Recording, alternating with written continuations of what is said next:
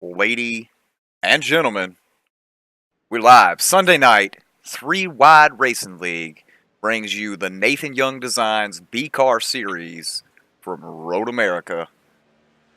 Joining us tonight in the booth, we got Thomas Fredericks, Thomas Morris, Trey Landry.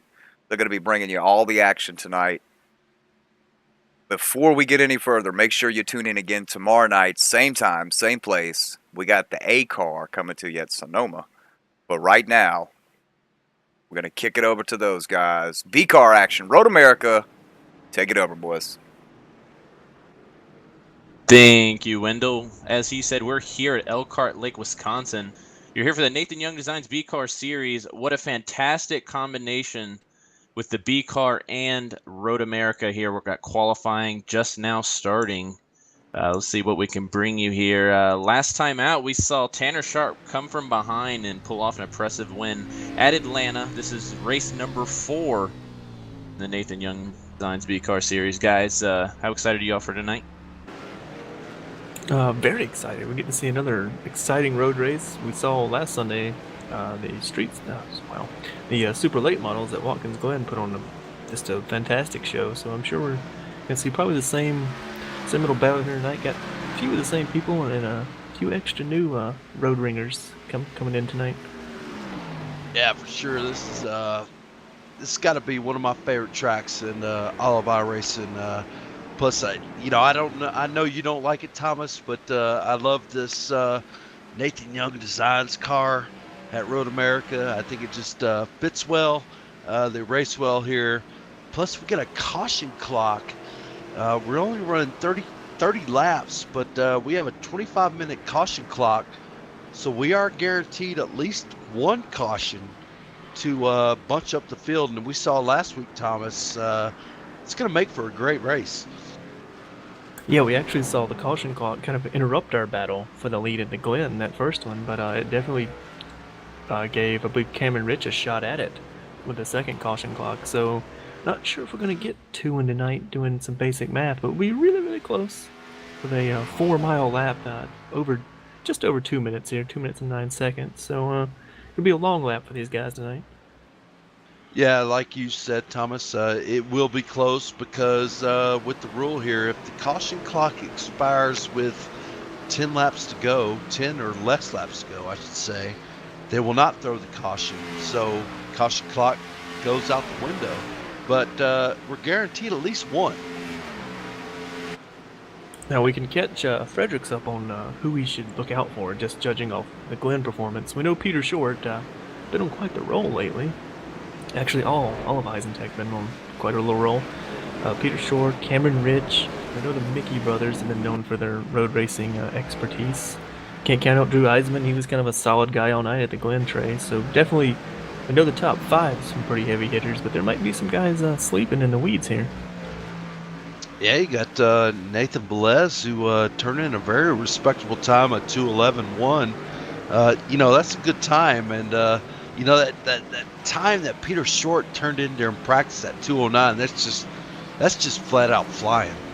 That's unbelievable, really, in a stock car around Road America. Yeah, the most interesting thing we got going on here in the 3 Wide Racing League, we're going through a little bit of a stretch of road courses. This is their road course stretch, so you're seeing a lot of these names. A lot of these names are also fast everywhere else. But like you mentioned, you got these ringers coming in, and really they circled these races on their calendar. And I know for sure Eric Mickey was one of them, saying this is a race I can go out and capture a win. I think it's pretty funny. After all this talking, only one car has completed his qualifying lap. That's how long it takes around here, folks. 2 minutes and 10 seconds, and that's a fast lap. So wow. Well, we thought that was quick in practice. Peter Short has just shattered any track record they've had here. Got the track down with that lap time. Wow, 2:08.5. Wow. I'm just going to take my books and go home. Yeah, I'm just quitting that right now. I mean, that's just, wow, that's crazy. That has to be a perfect lap for him around here. I don't see how you can get much quicker in these cars. I mean, Trey, they don't brake, they don't turn, they don't really have much grip on throttle, so to lay down a lap like that's got to be crushing for the field. I'm willing to bet that he's going to win the pole by at least a second. His car owner there, Drew Einsman, he'll slot in P2. Also impressive 209.9, but at 209.9 would have been a good lap in practice. Looking at it now, that's 1.4 seconds off the top time.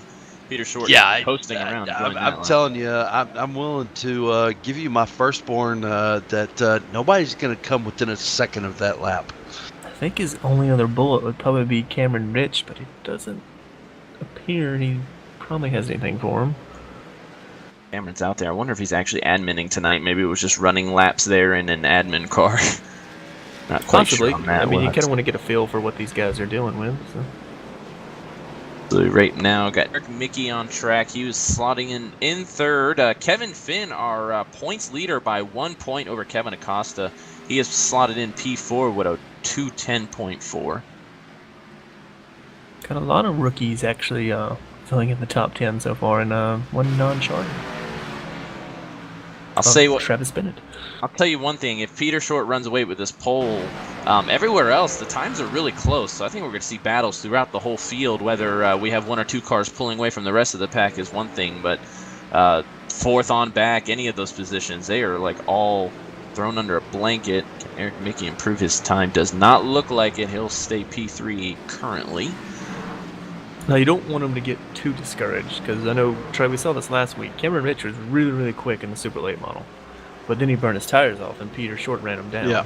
I don't know the same thing's going to happen with Peter this week, but there's always a possibility. So you don't want to, he might gap you by a second or two a lap in the beginning, but he might burn his tires off and come back to you. So you want to make sure you keep it on track and don't overdo it. Yes, it's one of those things when you're road racing with a bunch of oval guys. Usually, if you can keep all four tires on the pavement, you end up with a good finish. And if you're one of those fast guys and you keep four tires on the pavement, you have a chance to win. Yeah, they might want to check that 33 though for some DRS or extra power under there. Maybe a silver arrow under that chassis, because it seems like he's a little more hooked up than the others. I tell you what, what makes that lap time impressive, Thomas, is this is with the iRacing fixed Road America set. And with qualifying, so you can't drop a wheel to gain any advantage. No. Not that there's many spots you can do it here, but there's a couple. So it's a clean lap, and definitely set the field on notice. Tell you what, Morse, not that our fans at home will get this reference, but the last time I seen a 33 car that stout on a road course, our man Papa was behind the wheel of it, but I'd say Peter Short is giving him a run for his money with that dominance there. I think that's going to wrap up qualifying. We got a couple cars out there. I see Nick Miller is at speed. He's slotted in P10 right now. Mike Stevens in the 63 car just completed his run. He's P13. Tanner Sharp, our winner at Atlanta, comes in here 6th in the points, looking for another solid run to continue his momentum and upswing through the point standings. He is right now in 17th. He's still completing a lap right now, it looks like, so we'll see if maybe he can pick up a couple positions. Looks like Paul Ross picked up a few spots there. A lot of time from practice qualifying and only a couple of spots, but that's probably a positive step for him there. I know he was kind of struggling at the start of practice, trying to find his rhythm. That number 3 car for RK Motorsports, that Mountain Dew Chevrolet Camaro, comes up the hill and back down the hill. See where he can improve his time. He will by 2/10, and that'll jump him up to 14th. There's a gaggle of cars there. If you look from 12th on to 17th, not a lot of time. That is tight. Same thing if you look from 5th on back to about 12th. That's another close gap. So we're going to see, I think, micro battles throughout this whole field here, which is going to keep everyone interested in this. It's road course racing and stock car racing. And the buzzer fire says alarms. No. Yeah, I think you're going to see quite a few battles, I'm sure. We've got long straightaways here that's going to set up for drafting, and his car's outbraking, which can be a little dangerous depending on how good you are under braking. And then clearly tire wear is going to be an issue with some of these long sweeping corners. Front tire wear, that is.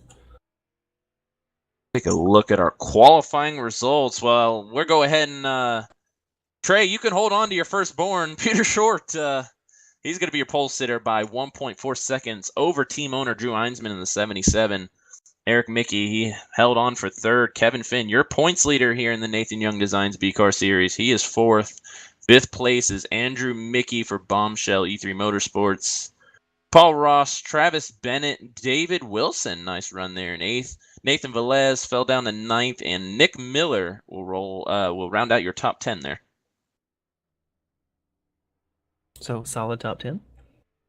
Very. Some of the regulars we've seen week in and week out in all three of the three-wide series. That's a lot of threes. Now, looking right now, coming into this race, I mentioned Kevin Finn, your Daytona winner here in the B-Car Series. He is your points leader. Carlos Acosta came in only 1 point behind Kevin.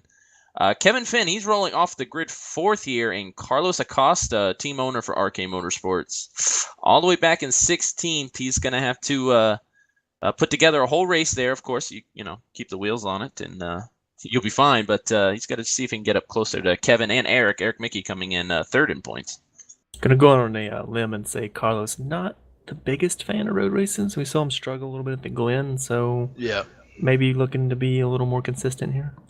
Hoping for a top 5 would be the goal there, gentlemen. I think he'd suffice for a top 10. Just get me out of here without losing a lot of points is the main mission.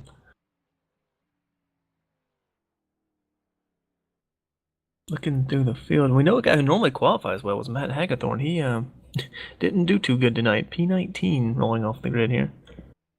We know he was a Saul man at the Glen, Trey. Yeah, without a doubt. He wasn't able to lay down a really good lap in practice either. Was 17th in practice, and that translated over to a 19th in qualifying. So I think Matt's another one of those somewhere between the 15s on back that are just hoping to avoid the carnage and see if he can come out of here with a top 10.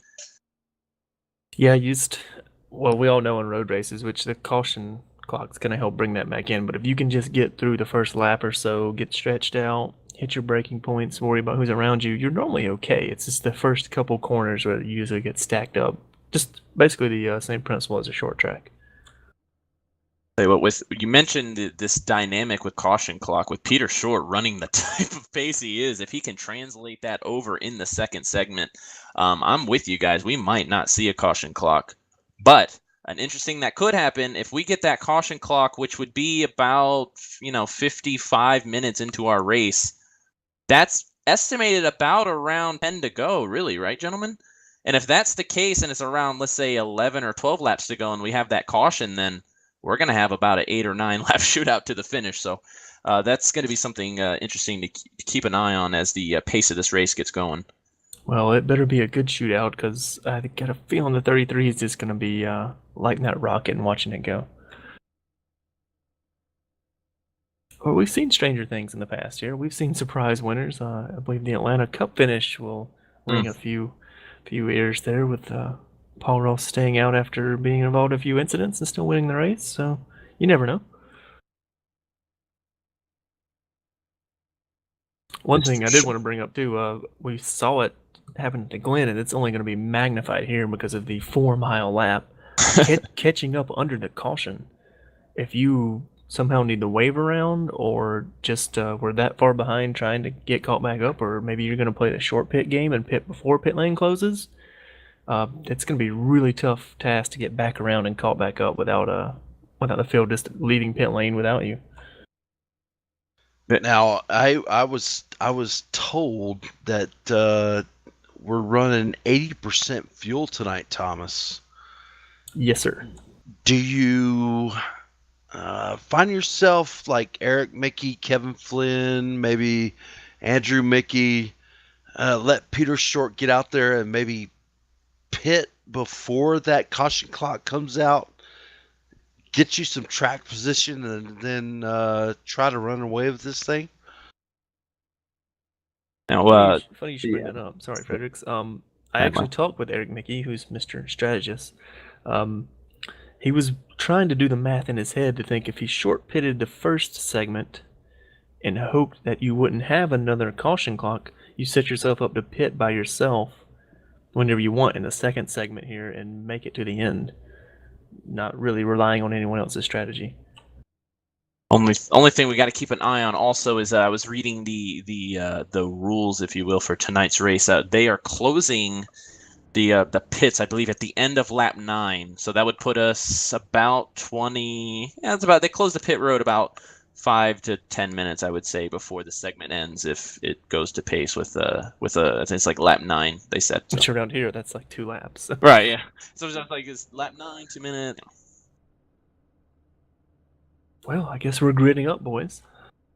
That is absolutely right. Let's see if I can get this working. And as we said, your pole sitter, we got Eisentech Enterprises front row, Peter Short, that 33 car. Starting on the pole, outside of him, team owner Drew Einsman, looking good out front. Rolling off P3 on the grid, we got Eric Mickey for Bombshell Motorsports, and our point leader, Kevin Finn, going to roll off P4 tonight. Andrew Mickey, that other car in Bombshell Motorsports, running off P4, or excuse me, P5. Paul Ross running P6. Rolling off 7th in that 65 car, that's Travis Bennett, a non-charter driver, making his debut here in the 3-Wide Racing League. And outside of him, that 39 car of David Wilson. Rolling off P9 on the grid. Hadn't seen him in the past. Well, we've seen him in the Cup races. Hadn't had a lot of luck. Looking to turn that around tonight for Nathan Velez and Nick Miller in the 99, rolling off P10 on the grid. Hap running P11, looking to make it up a little bit. Richard Hines running P12, our favorite interview, Wade Lear. Lucky number 13, that's the 7-car Just Story for RK Motorsports, and outside of him, that's the 63 of Mike Stevens for Shake and Bake Motorsports. Our most recent winner, Tanner Sharp, rolling off P15 on the grid for RK Motorsports, and his teammate and team owner, Carlos Acosta, rolling off P16 tonight.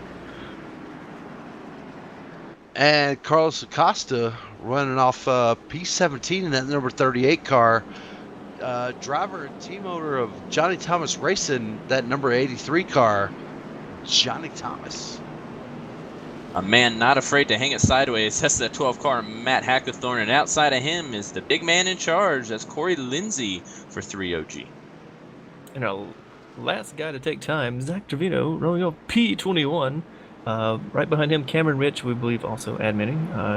Kyle Henshaw, Stephen Cruz, Richard Lafferty, Chad Brown, Nathan Young, and Jeffrey Acree all did not take times tonight. All that Richard Lafferty used to be rolling off way in the back. And, he came in here. He's missed a race so far, so that's why he's 11th in points. But he is a race winner here this season in the Nathan Young Designs B Car Series. So we call that starting so far back you don't even know what happened in the wreck in the front. I think that he's hoping that's the plan. You're just hoping by the time you get there, it's cleared and you can move on. Now, to keep emphasizing how big this track is here at Elkhart Lake. Most of the time we have to rush through that grid there because iRacing only gives us 1 lap to go through the entire field. In 3-Wide Racing, the 3-Wide Racing League, they have big fields, so it's difficult to do. We got about another minute and a half, I would say, before we go green, and we went through the entire grid. So that just emphasizes. We're not even at what's this Johnsonville Bridge yet? The Speedville Bridge. No. Got about a minute till we get to Canada Corner, so.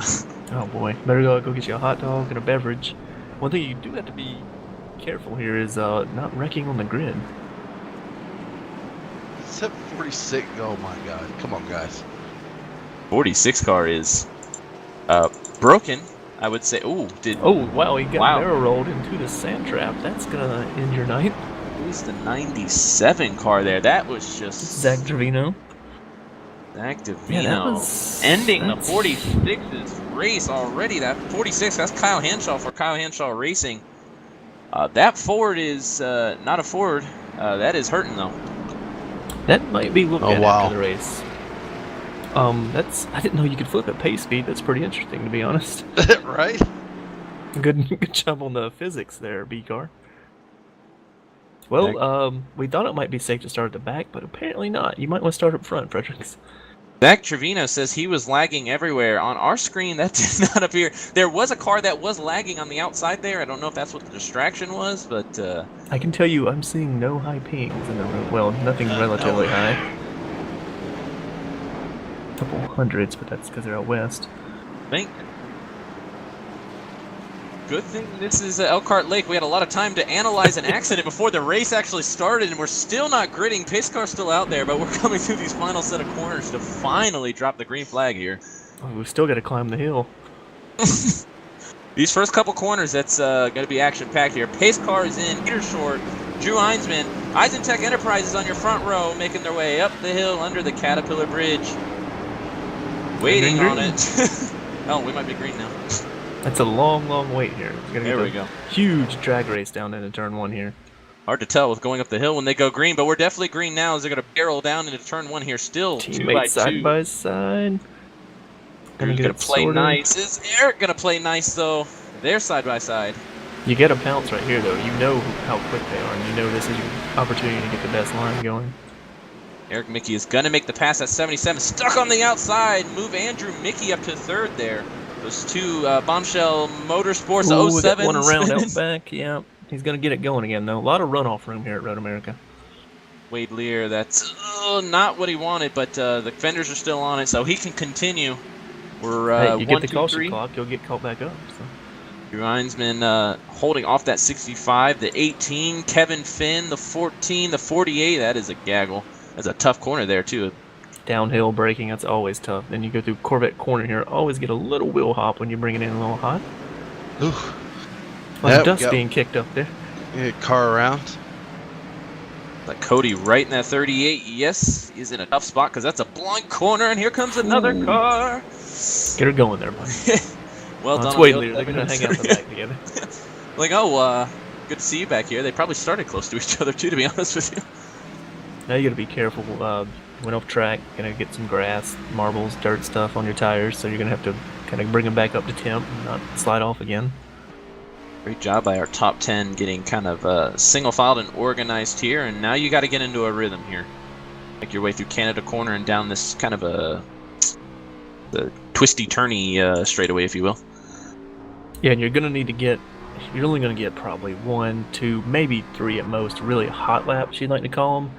If you're unfamiliar with the NASCAR stock cars here, you don't get faster like in the GT3s or an Indy car. You kind of get what you get and then go from there. Ooh, 33 pushed wide there. Let's see if Eric Mickey gets a run down the straightaway. A very long straightaway, very unorthodox straightaway. You're going up a very steep hill. One of the longest I believe the longest in the Xfinity series. I'd assume that'd be a safe assumption. I don't know what would be longer off of the top of my head. You get a hard braking zone. That's always, turn 1's always one of those that you really underestimate how much it tightens up. Got Kevin Finn trying to advance his position. Not going to get it done there, though. Might actually lose one to Paul Ross if he's not careful. U.S. Army Ford Mustang there, that 14 car for Eisentech Enterprises. They are really having a great showing here early on, running 1, 4, and 6. No surprise to us, really. Not one bit. If I gathered from looking through the results from the watch the 18 there, had to avoid the 14, but the 3 Rock Series, the Eisentech Enterprises machines look pretty fast there, guys. Already starting to see these cars slide around a bit, though. You notice under braking, a little 4-wheel drift or a little wheel hop. Something really going to upset the tires as the 14 sideways. 87 sideways. Sorry, Corvette 87. corner, 63 involved. Still sitting there. Going to have to wait to get turned around here. I'm still not clear. That's the best part about road racing. You can't just whip it back around. You got the whole field coming through. Costly mistake there for Richard Hines. That moves Travis Bennett up to the top 5. Yeah, I believe he's actually a charter for Chad Brown, so making a rookie debut here. Loves the road courses, so we should see if he can mix it up a little bit.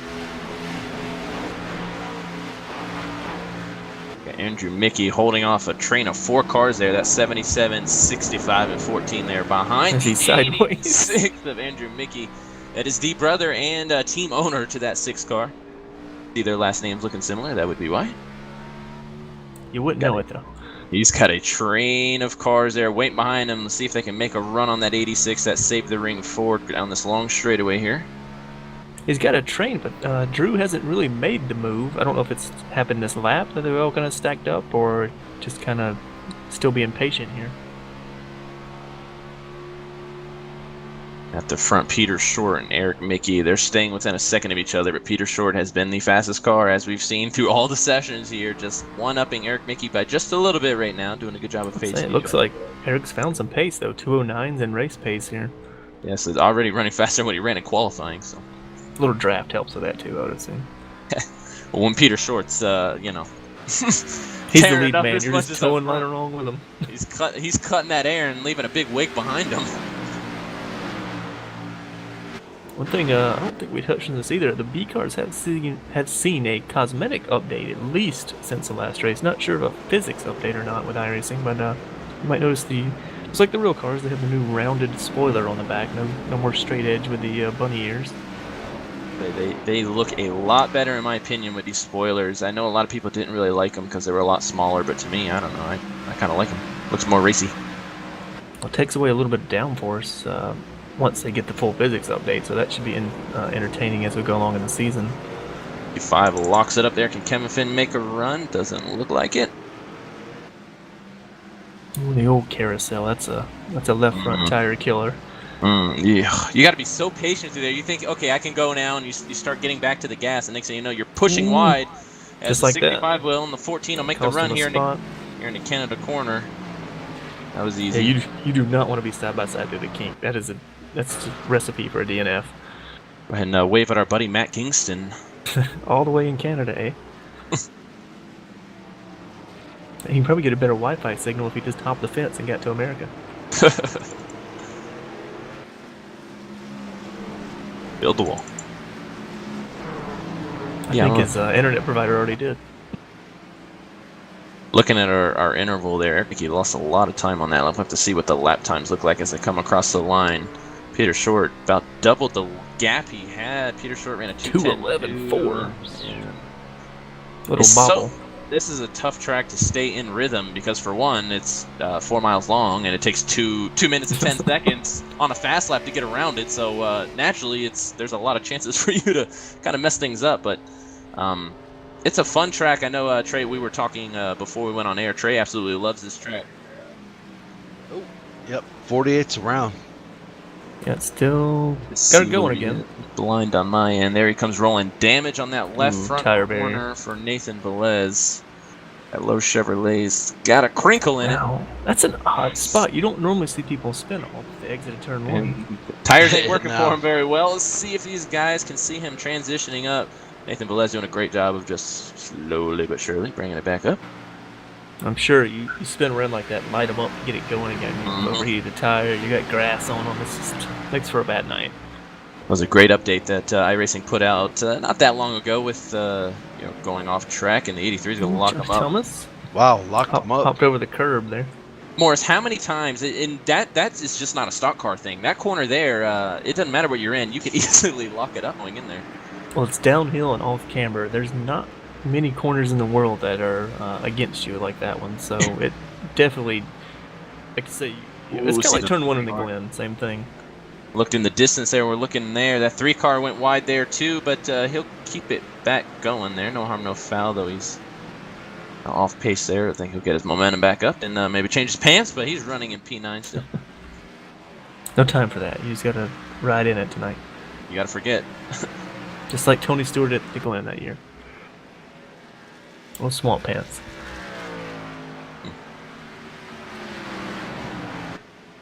Checking through the field, not seeing everyone's doing a lot of battles. Like kind of everyone's paced out there. Drew Heinzman on moving in on the 86 looks to be the closest battle as I look through. Nathan Velez is catching Carlos Acosta, who's moved himself up to Nick P12. Miller.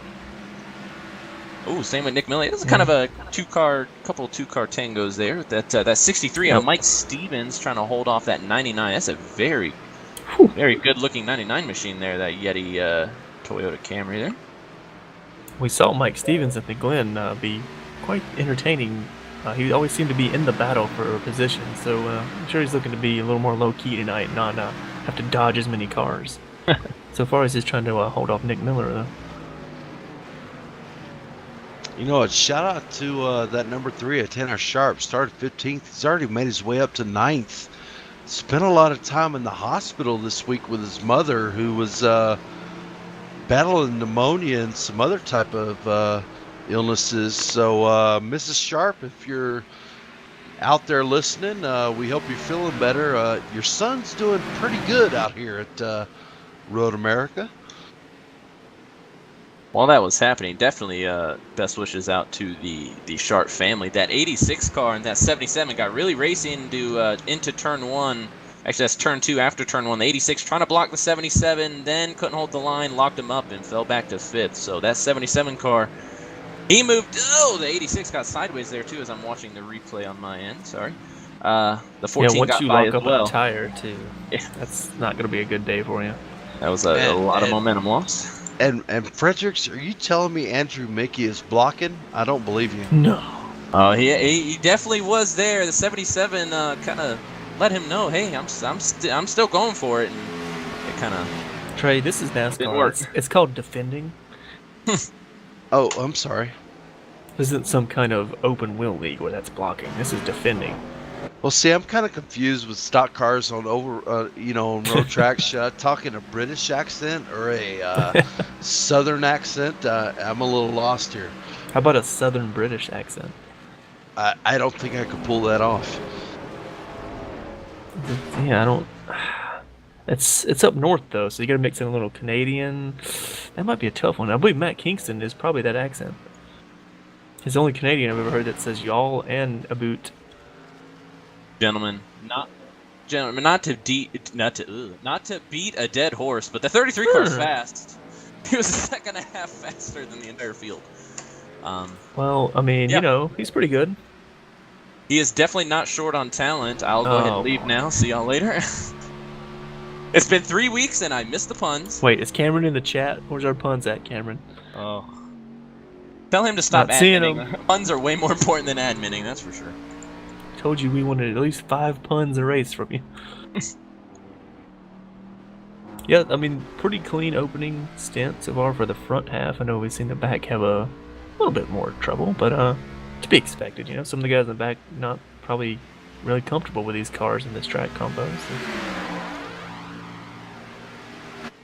As Nathan Velez has found some speed and trying to make some moves here. They lock it up going in that left-hand hairpin there. Now you gotta be careful of that. The more you lock that tire up, the more it's gonna get away from you and the less it's gonna turn. Yeah, you really don't want to upset it coming into that Corvette corner there, because that's a tricky little turn, Thomas. Oh yeah, it's one of those over the hill, so the back's light. You're trying to get on the brakes, wheel hopping, downshifting, and turning. So, just the trifecta of trying to get the car to turn.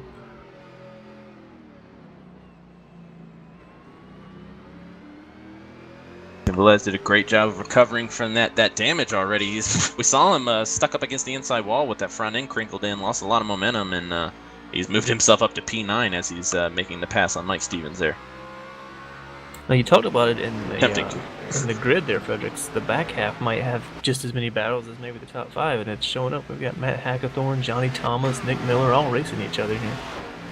I'll say that's the one thing we were told when we were interested in the 3-Wide Racing League. No matter what we see at the front, there's a battle for somebody throughout the entire field. Everyone has somebody to race, and that's what brings 25 cars officially took the green here on a road course, which a lot of leagues aren't able to pull off that many cars with a stock car on a road course. So that is reason number 1 right there.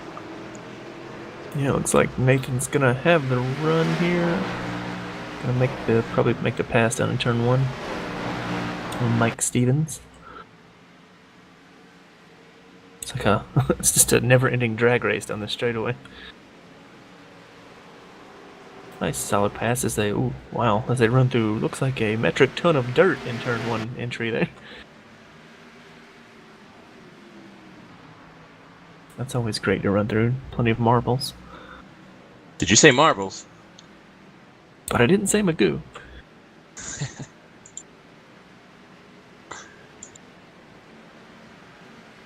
Nice little battle for the top 5 here is, the 86 car of Andrew Mickey, the 65 of Travis Bennett, 18 of Paul Ross, and the 39 of David Wilson are big gaggle here. Is kind of looks like Andrew Mickey is holding this pack up a little bit. Well, we saw him get off a little bit, and he's locked up the tires trying to race Drew there, so I'm sure the front's probably not too happy with him. And while we were looking at this, we did have the 48 car completely blow, I believe, turn 5, the downhill corner. Got it back going again, but lost a couple spots on that one. Still running P11 right now, so that just shows you the kind of pace that Nathan Velez does have in his car. Just some mistakes there. Just say he brought some dirt back with him, I believe, too.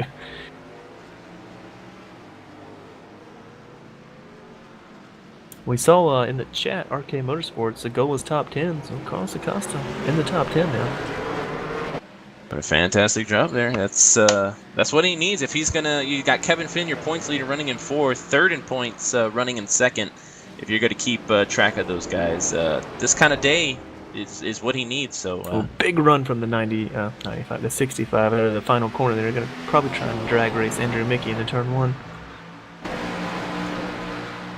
These two no strangers to each other. They go back, from what I hear, all the way back to the PS3 days in NASCAR 09. So you know that's got to be some love-hate. Mostly hate if I know anyone that knows Andrew. Or Travis. Oh, Andrew Mickey with a lock-up in turn 1. Going to allow Travis to get underneath them. Oh. Yep. There's a lot of cars. You got Paul. You got David Wilson right there. Oh, man. Oh, not clear for the 65. Yep. Thank you, Andrew. Go back and take a look at that one. I heard a carnage behind it. Oh yeah, 86 tried to fill a gap that wasn't quite there, and the 18 had nowhere to really.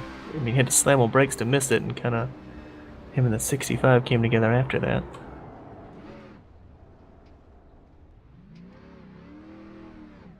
You know what, Thomas? I'm seeing some cars ducking down pit road. Nick Miller, Johnny Thomas.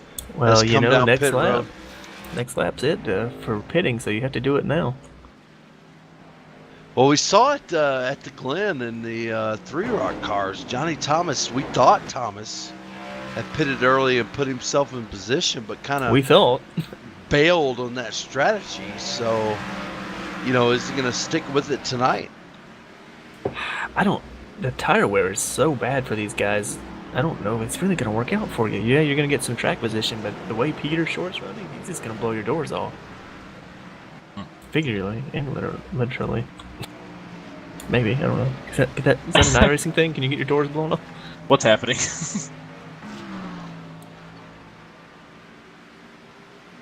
We still have the battle, I believe, again. I know Nathan got around him once. He's trying to get back around him again. Yeah, still trying to get around Mike Stevens. This time gonna not close enough to make the move in Canada corner. Gonna think better of it.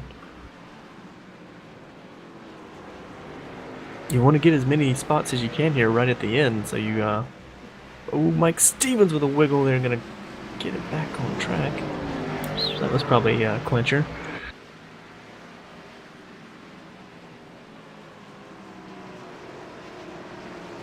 Eric Mickey already, he's doing the best he can. He's about the 2nd fastest car on track for the most part, and that is awarded him. Yeah, that's awarded him with 10 seconds behind your race leader, Peter Short. So.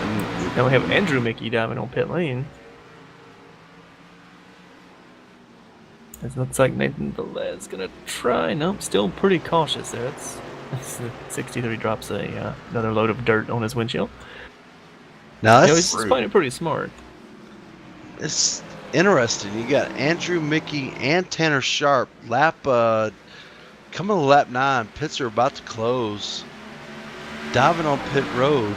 Maybe they might try to play that strategy, Thomas.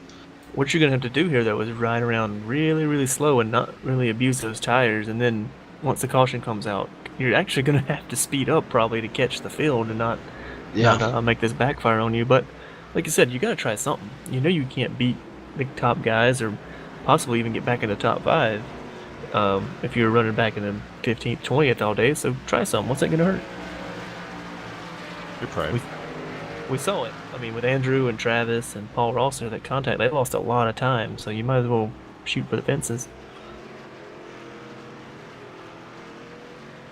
Not seeing a whole lot of battling. Looks like everybody's kind of settling in here for this caution clock to come on.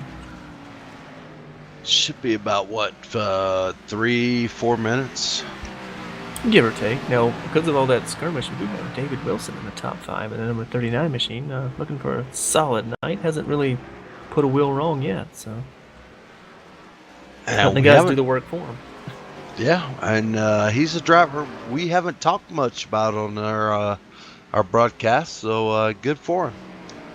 Yeah, been pretty low key. Does have. Who's that? Travis Bennett looks like he's might be eating into him a little bit, but I think he might run out of laps before he can get back to him. Or he might run out of arms, as I've heard he's got paperboy arms. That might have been the cause of that problem in turn 2, where he just ran out of strength to turn that wheel back to the left enough to miss Paul Ross. Gotta love power steering. I hear it's a thing that you need, according to Ryan Blaney at Bristol. Yeah.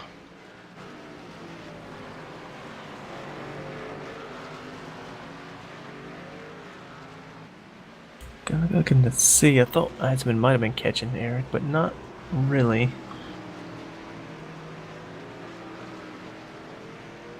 I can't believe that 33. He is just in his own, I'd say zip code, but that's too close. He's in his own universe. Time zone.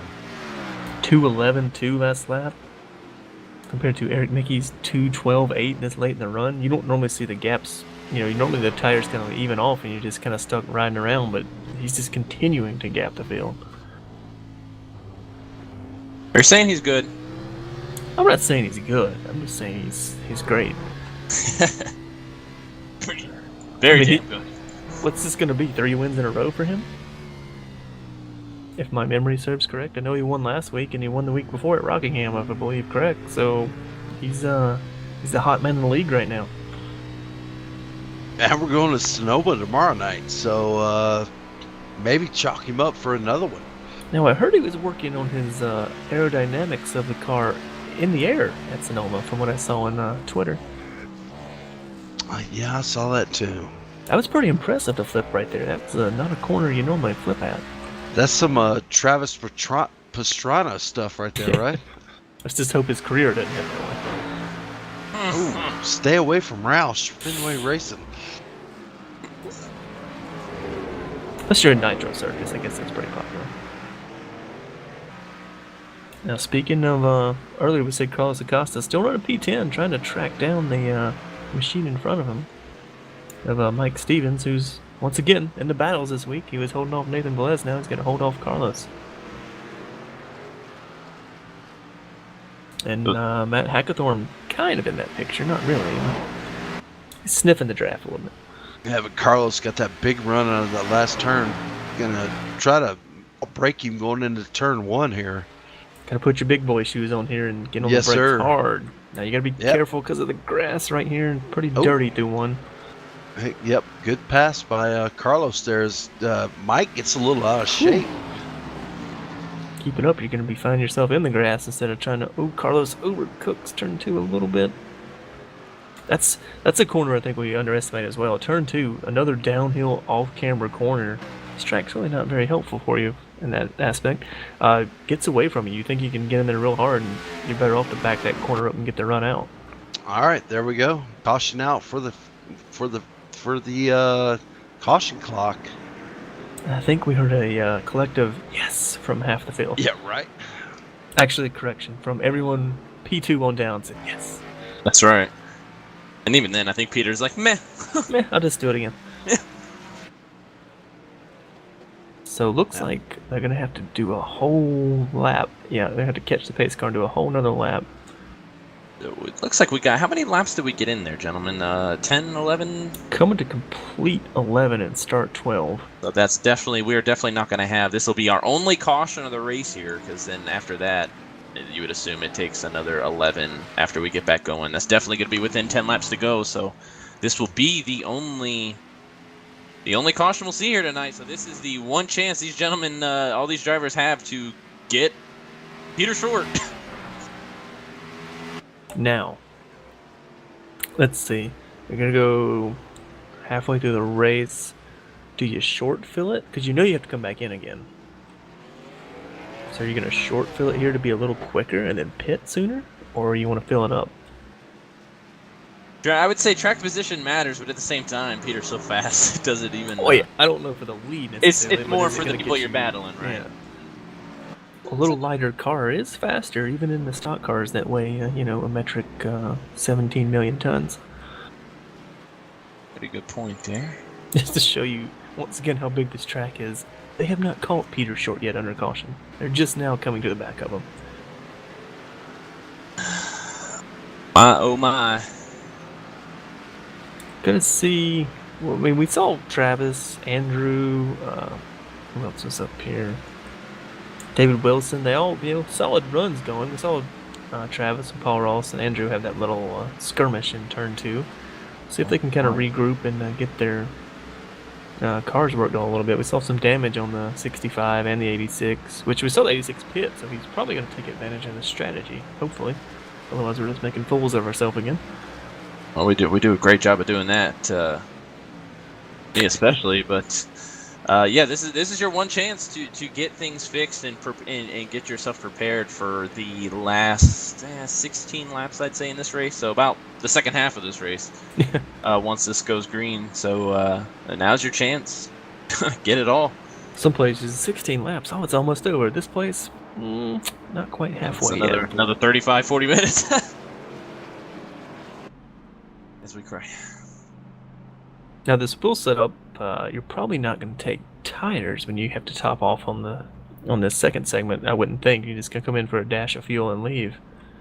So that's going to be interesting to see who can get in and out and come back out and not have just overcook their tires trying to get on and off pit lane.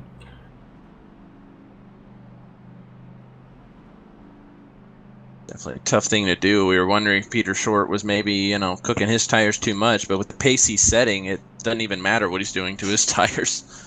He had that Sebastian Vettel super soft phenomenon going on today, like we saw in the Russian Grand Prix. 30 laps on the softest tire? That makes sense, right? Well, when you're as fast as Vettel is and as fast as Peter Short is here tonight, basically laws of physics don't make any sense anymore.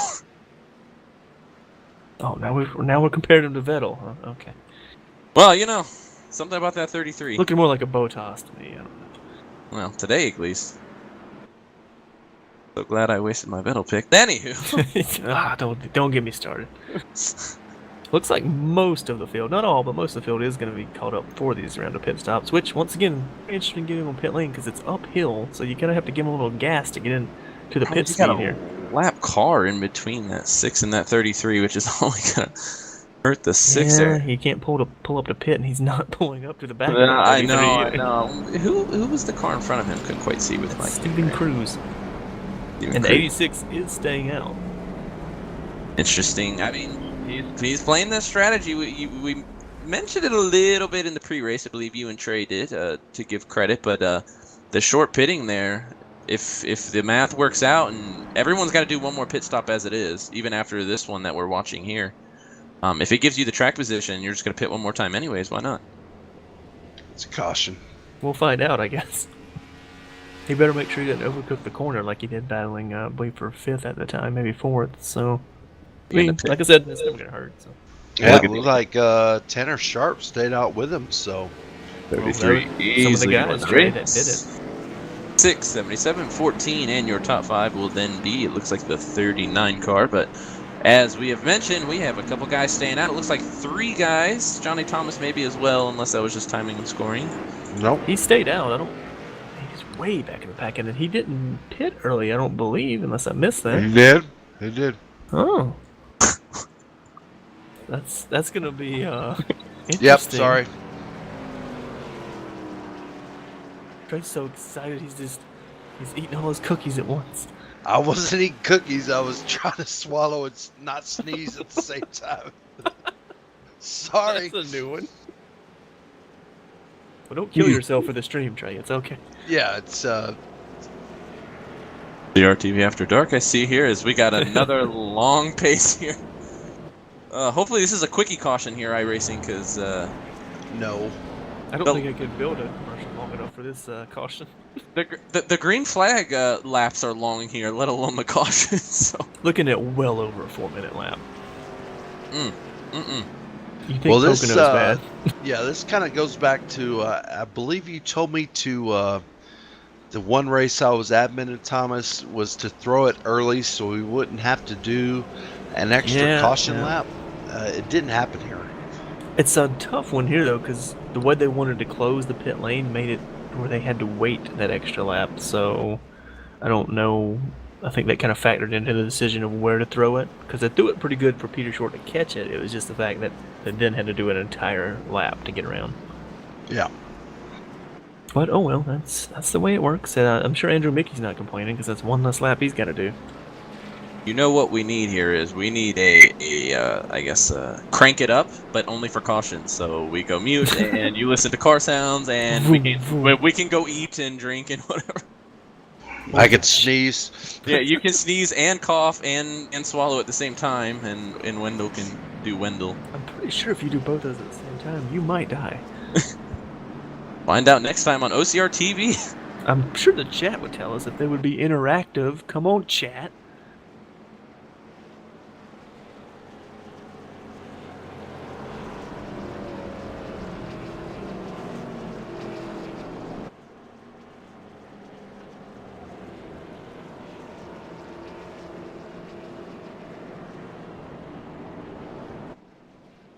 I think we're just flabbergasted.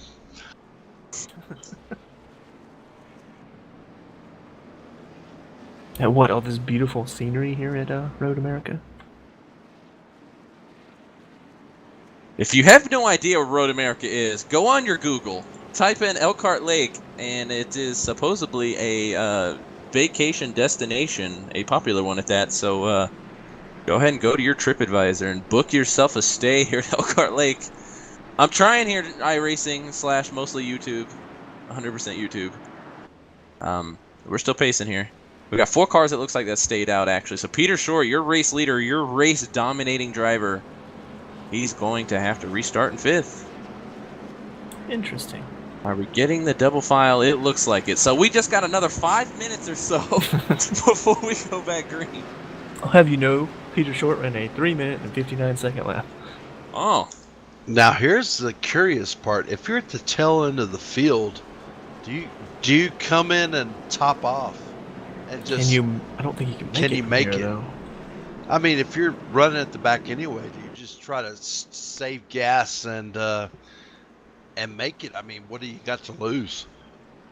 A good question. What is an actual pit window if we were a very, very, very professional broadcast team? We would have a pit window graphic here for you and Larry Mack to tell you it, but we don't. Well, we don't math have, is hard. Yeah, and we don't have Wally Dallenbach to do practice laps for us, so. No, we don't. Yeah, that's true. We need an OCRL cutaway car. OCRL.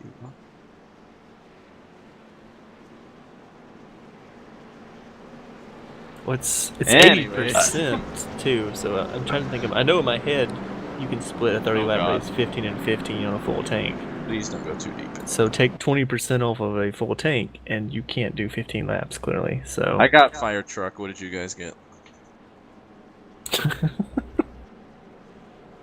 unlike Fire you, truck? Fredericks, I can do basic math. I can't make eggs either, so if there's one Oh, thing I'm that's good true. at. You don't want this man to make your eggs. Does it crack itself in the bowl, or I'm practicing that doctor life, okay? that's even scarier? That's, babe, can I have an egg sandwich? Thanks. That never works either. Anyways, got another half a lap here to go. Double filing up. Looks like our chat wants to know. So about that 86, yeah. We'll That's see. a caution. We don't claim him. We'll see. I have hope that he'll at least slide off the track and get out of the way. Don't ask me my opinion about that 86 car. I'm willing to bet it's I never forget. James Duke in disguise, and the first Oh, half of God. the field is about to go up in flames. Funny So- you speak of so never you- forgetting, Fredericks. We're coming up on the anniversary of never forgetting. Can't wait. So excited. Wonder if Larry remembers. We all remember. It's gonna be. That's quite the interesting, anniversary though. I like. We got the fastest car in the field, stuck in traffic. Gonna have to bide his time to get through these guys. You can't just plow your way through them in turn one. He hasn't been in traffic all day, so I'm sure the car's gonna act a little different. And it's just we're giving Andrew Mickey a hard time because we go way back with him, but he had decent pace. He had top 5 pace. These other guys here, we have not seen that pace from them. Tanner Sharp, he's been at the latter half of the top 10. Johnny Thomas, he's been back way outside the top 10 all 15th. night. Yeah, Nick Miller, he's been around 10th as well. So other than Andrew Mickey, who's had top 5 pace, these other guys here, they're just trying to make something happen to get out of mid to back pack there. So that's going to be an interesting dynamic that Peter as well as Drew's been fast, Kevin's been fast. They're 5th, 6th, 7th. So Well, I'm definitely just gonna saying, be if it's 2 o'clock in the morning, I would not give my car to Andrew Mickey. You speak from experience on that, I believe. I do. Alright, coming up the final corner, gonna come up the massively long straightaway, plus this really tight hill as Andrew Mickey makes the jump already. Very early. He is making it happen there. To see if his teammate got a good run as well. It doesn't look like it. I guess they are not communicating very well. Some of that brotherly love. Yeah, he left his own teammate / brother, mostly teammate though, in the dust. Now, this is gonna help Peter because they're already single filed out here. All right, he's gonna pick off one. I mean, Ooh. looking at Johnny Thomas, that's gonna stack him up and everyone else behind him. 6 car all over the 33. They're gonna clear the 99 there. 6 looking there. Wow, this is dicey here behind this 83. Yeah, they're probably gonna 77 get their there. run here on the 83. I mean, Eric knows this is his chance to pounce, even though I don't think it matters if you get in front of him or not, because you would have to be very creative in your defensive driving to stay in front of him. All right, 33 makes it easy. Will the 6 get the same treatment going down into a very tough corner here? It'll work out there. So 77 is going to catch him at a bad point.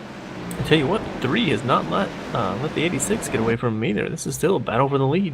No, he hasn't. The 33 is already up on them. Wow, we have like 2 corners. Not even 2 corners. Peter Short might lead this lap, gentlemen. I wouldn't put it past him. I wouldn't put it past him, but I put him past these guys here. Wow. Golly. Oh, Man, that car just cuts those. It just rolls in the center so good. Gotta check him up Cut there. underneath Waiting to through the this carousel. Oh, that's That's close a- there. That's a ballsy That's pass. yeah, it is. But he made it happen before Canada corner. Can the 6 car be as lucky here? Nope. Oh, that's nope. I would stick it in there. Oh, lost a lot of time. Look at that gap there. That's how tough that corner is and why you can't go through there side by side. Better to Short. lift in the kink than push it, because if you push it in the kink and mess up, that's a DNF. Andrew Get him Mickey in Cannon corner though. 3 car gonna run wide, gonna lose 2 spots to that exchange. 86. See if the 33 can get around this 86 and lead. Doing the wide arc in the final corner. Go from 5th to 1st in 1 lap. Can he do it? Either way, it's a matter of time before he is your new leader. Got the Don't run know if off. he's gonna get the drag race to it though. He might. Yeah, he is. He'll lead that lap. From restart last time around to this time around, Peter Short from 5th to 1st. Oh, he wheel! Oh, maybe not. Okay, I think he just cut it A in there. little wheel hop, but Yeah, not bad. For him, I think that works for him. But look at the time he gapped on Eric Mickey. Yeah, that's what good drivers can do. It's one thing having a fast car. It's another thing taking that car and working it through traffic. And Peter Short, it made it happen there. Now another name we saw struggle at the beginning, Nathan Velez. He's got around Nick Miller there, right on the back bumper of Kevin Finn. So definitely rebounding from his early troubles. Rick Allen? Trouble. I can't do that one. I'm not Rick Allen. A lock up there from Tanner into turn 5.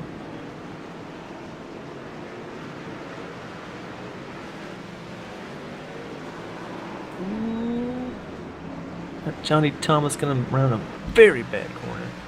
Very blind there to get just out of shape.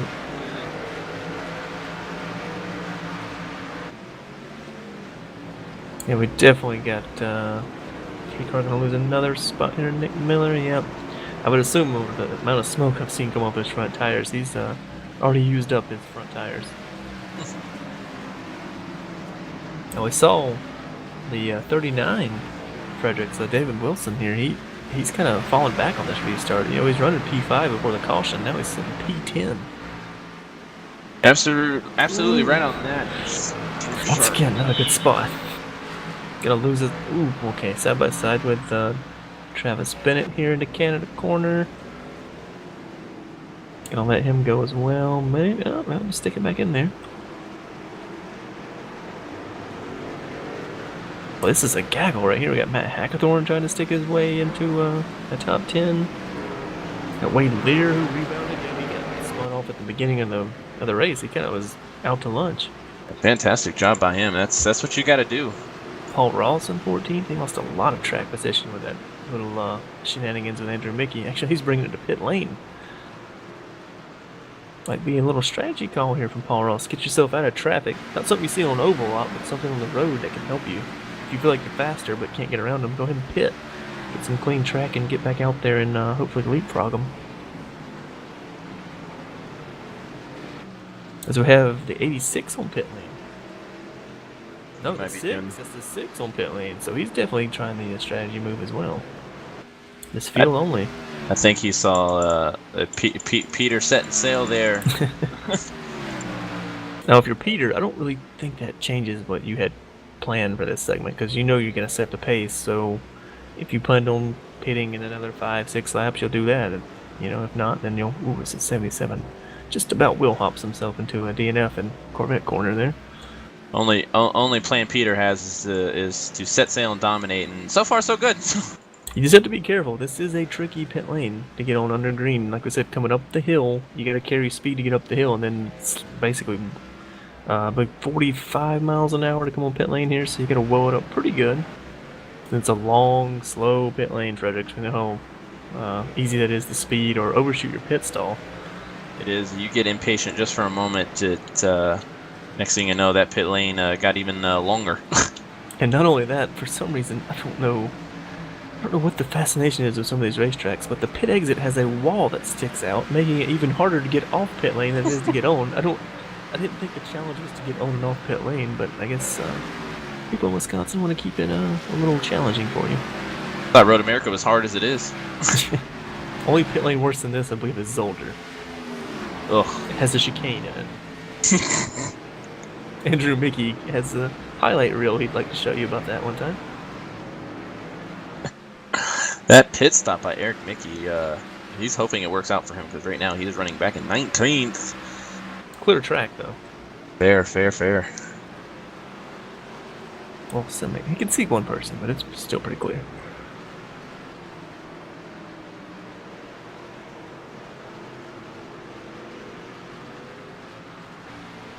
So we've got the 2, the 12, this is a 63, the 07, all still battling for it. So the 3 in it as well. They're all still in a nice little formation here. Talk about backfiring though, Fredericks for the 3. He is just falling back like a rock to the field. Oh, as the 63 gets in the back of the 07. Gonna allow the 2 to go by as the 63 had to kind of shut him off the track when he did that. Also the 12 got by.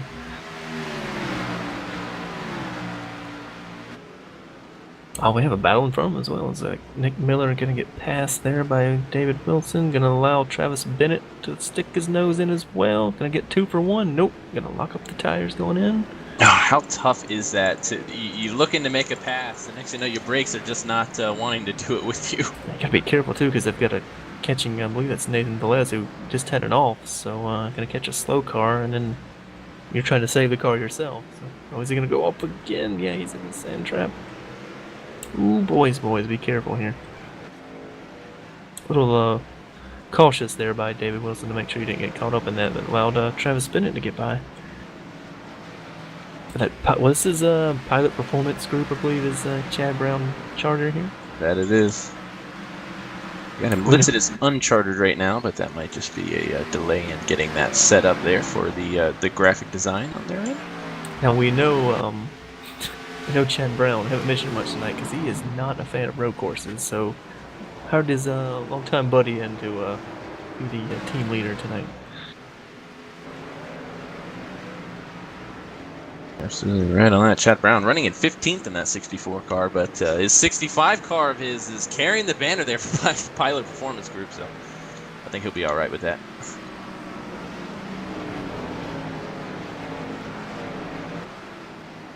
Just looking through, trying to see anybody.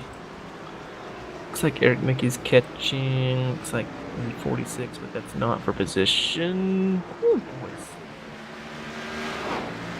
So we got Nick Miller going to make the jump to pit lane here. Once again, probably only going to see fuel only from these guys, so you got to be careful with your tires not to abuse them.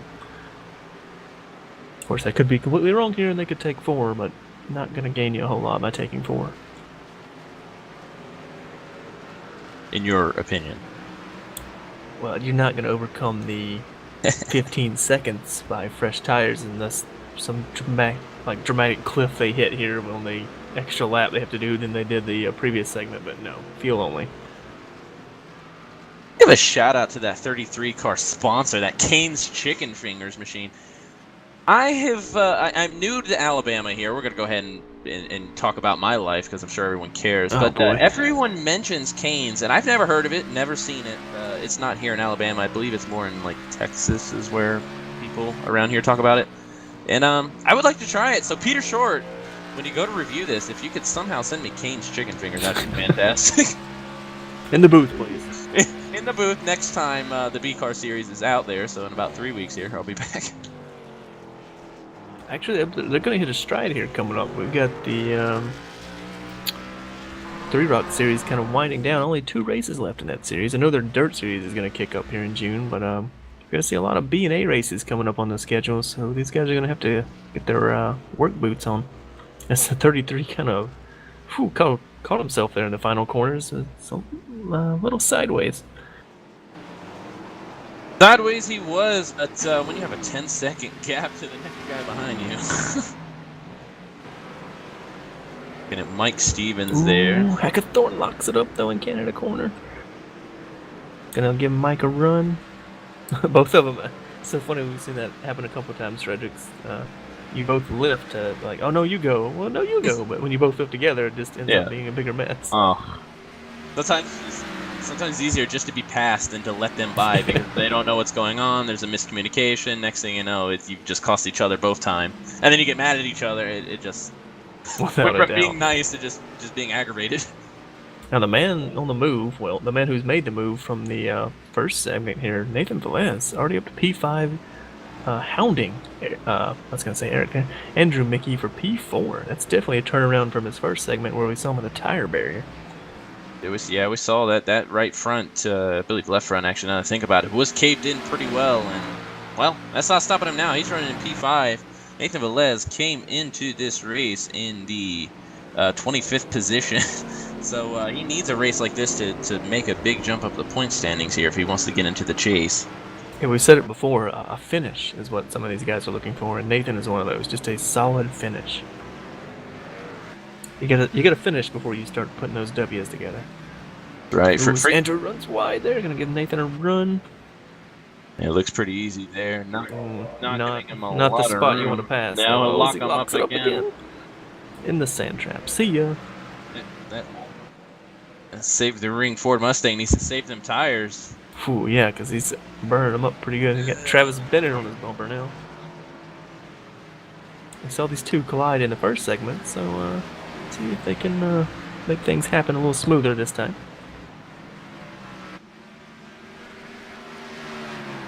And I talked about him, David Wilson kind of fell back on this start of the run, but here he is trying to make up spots once coming into the run. You're right, he's got 5th place in his windshield there, so can you see David Wilson there coming out of here with a top 5? I know for sure he will be a happy man.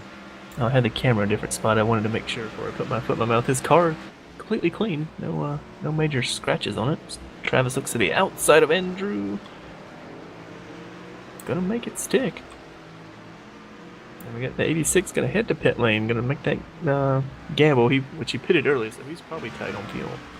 And when he came in, he was ahead of Eric there in that 6th car, I believe, there, Morse. He was actually no, yeah, it was close though. Yeah. I think Eric's gonna easily leapfrog right by him. That's what I want to. Oh wow, he's passing him now, and Andrew's not even made it into his pit box there. So I don't know. I'd say that's a lot more of lost time on the 86 than it was gain time on the 6.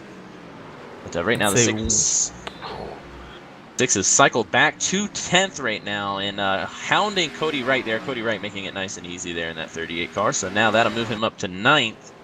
Looking through our top 10.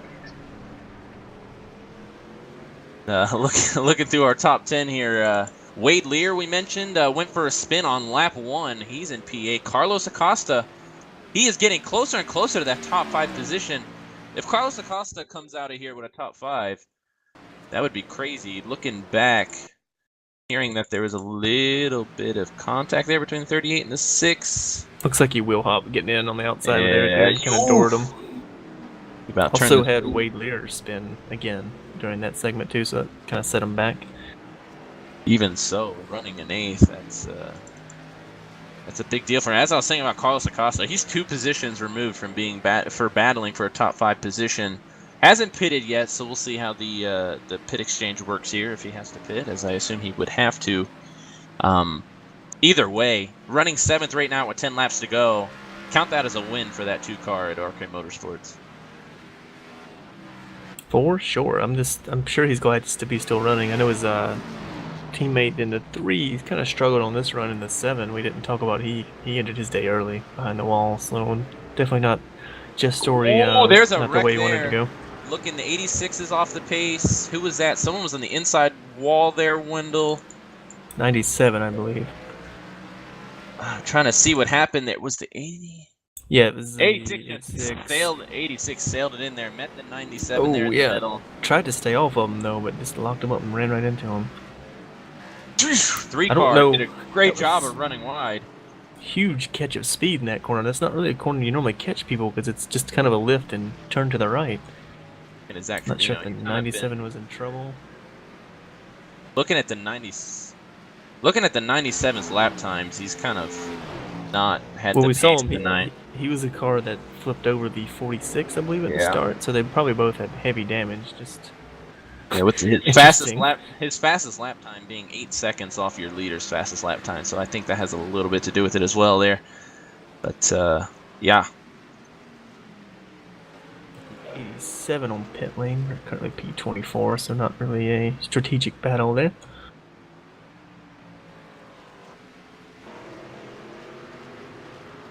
Right now, we're looking through the field. Looks like our closest battle is that 12 and that 99. That's your battle for 15th. We mentioned it. There's battles. We can find a battle for you. I beg to differ. We've got David Wilson tracking down to the 65 of Travis Bennett here. Looks like the little run away from him. I thought maybe he had a better run through Corvette corner. 65 locks it up there. Looked like 39. Looked like 39 may have let up to see what he was doing there. Better safe than sorry sometimes. Right. Let's see if he can carry another run here. This is a tough corner to pass. You can't pass here. But you can pass in this next one if you can outbrake him. Much of a gap there, but definitely that 39 is knocking on the door of a top 5. Looking through the still have to cycle through pit stops for them as well. So this is a rookie, and that David Wilson, I believe this is his first B car start here this year. I'm looking at the stats. I do not see that he has gained points at all in this series. So if this is indeed his first B car series start, to get a top 5 out of it, that would be quite impressive there for that 39 car. Yeah, it might turn some heads. Say, hey, look at me. I'm pretty quick. Now, I believe he's been in a cup race, though. I know I've seen that name. Yeah, I've seen the name for sure, too. But then again, I'm like, well, I've been gone for 3 weeks, so what do I know? So I'm looking through. I do not see him. Speaking of, for fans at home, I'm sure we have a Trey Landry fan amongst the world somewhere. He is having connection issues. That is why you have not heard his voice lately. So hopefully his entire neighborhood is Fredericks has lost power. Ooh, that'll do it. So generator, Trey, come on, man.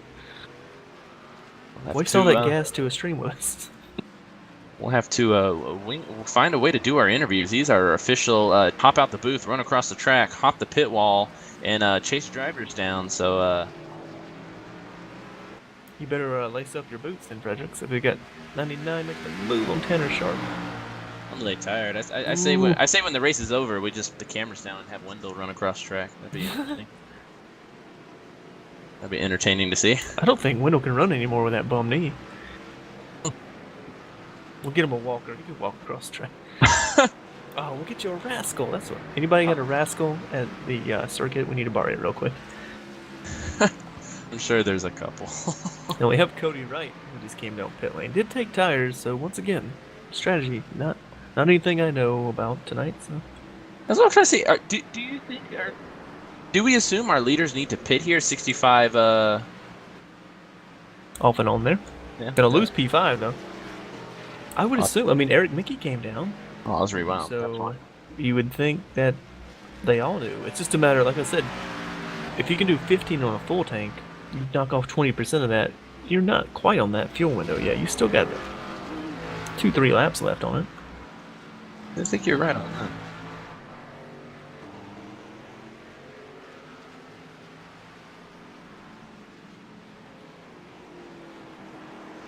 I guess we'll find out, because we are running out of laps, and if they make that, well, I'll say slight right turn to pit lane, then yeah, they needed fuel.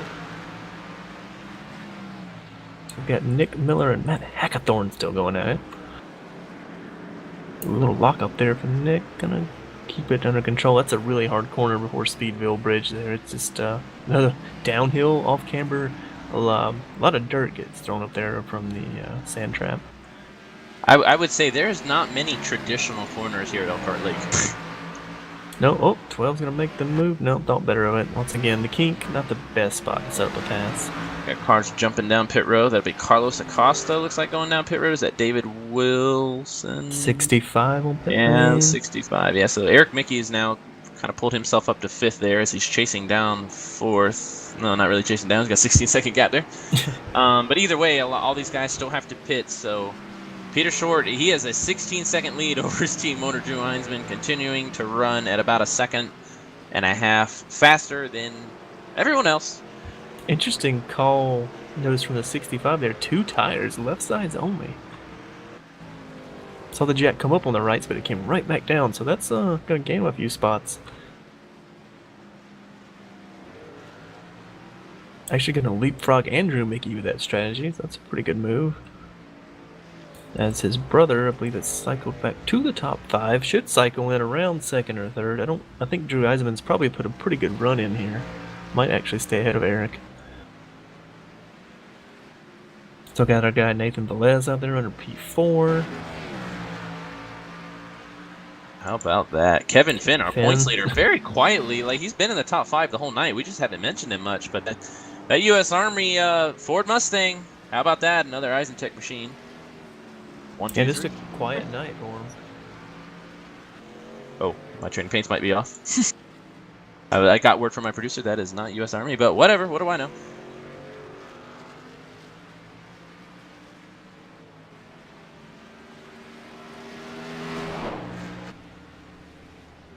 Still none of the leaders have blinked yet, so still waiting for them. Well, off and on from Cody Wright is right there.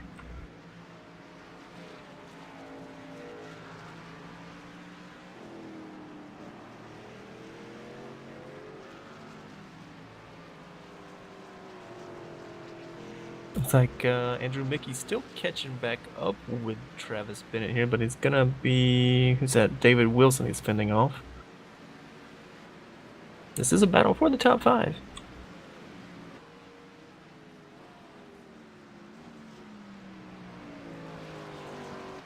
It cycles back through. There is a gaggle of cars there. You are absolutely right there. And Thomas Moore says 65 on back. Even the 2's kind of working his way into this. That is. Now all these cars have pitted too, so this is all live battles here. All same place, same time, same network, same strategy.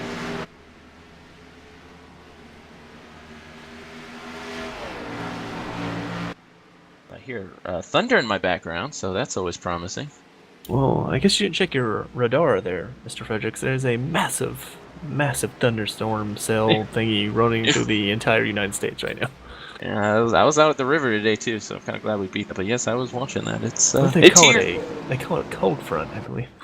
For those of you in the southeast, it has reached Auburn, Alabama. So War Eagle and get inside. Mostly because it's nighttime. Escape your trailers. Go to your nearest foundation house there. That's that 86. He is defending quite well of that 39. As we like to say, channeling our inner Brazilian there, learning from the master himself, Ayrton Senna. A couple of rookies doing battle here. That 39, David Wilson doing a fantastic job. Andrew Mickey giving him credit where it's due. Also doing a great job here today. Up and down day for him. Some would say... We've seen the 39, though. He had good pace at the end of that first segment, so I think he's just going to wait for possibly the 86 and the 65 to maybe find trouble, as he's going to try the 86 through the carousel. No. I like this David Wilson. He seems like a very smart, calculated driver here. That's the minute I say that. I'm just going to stop talking about people.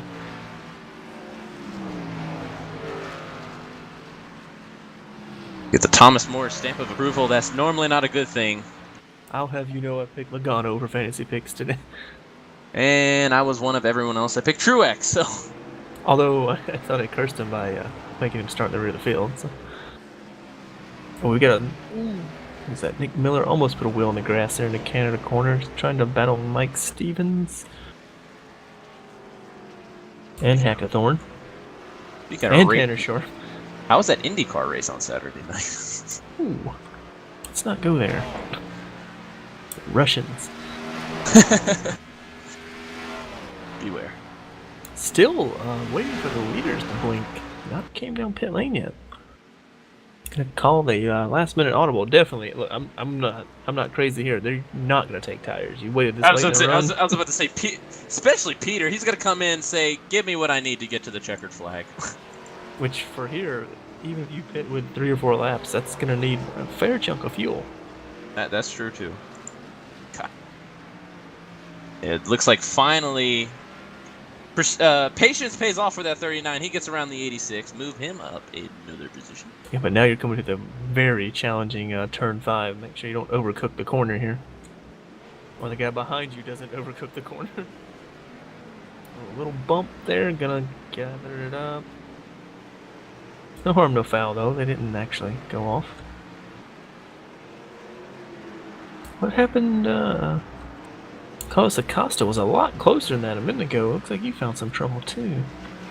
I think what we're seeing now is that Carlos obviously hadn't had the pace to do battle with these guys, and these are guys who've been battling in the top 5 the whole day.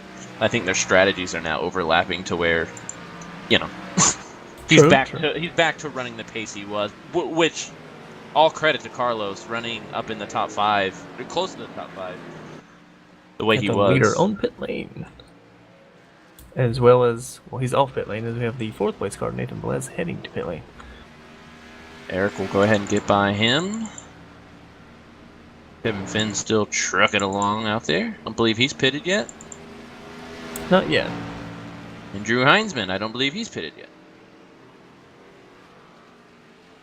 I believe Drew stayed out to lead that 1 lap here.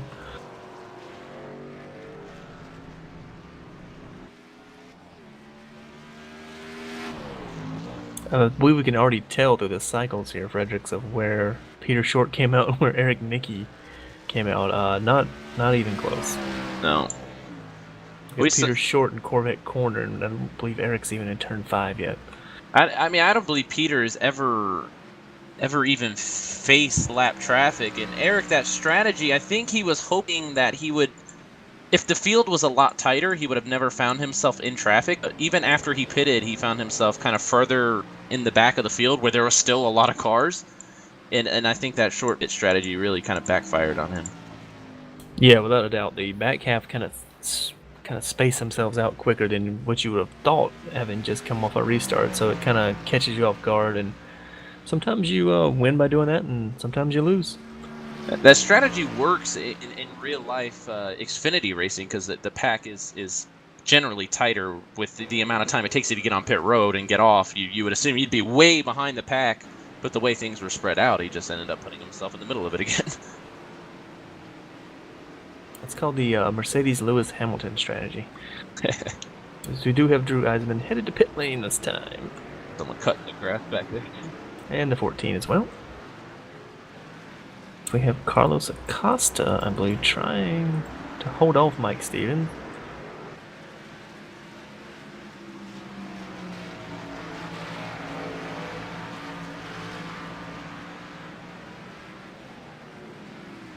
I don't know. Yeah, he's going to do it. Got someone behind him. Looks like a 12, also kind of overcooking the corner there before Speedville.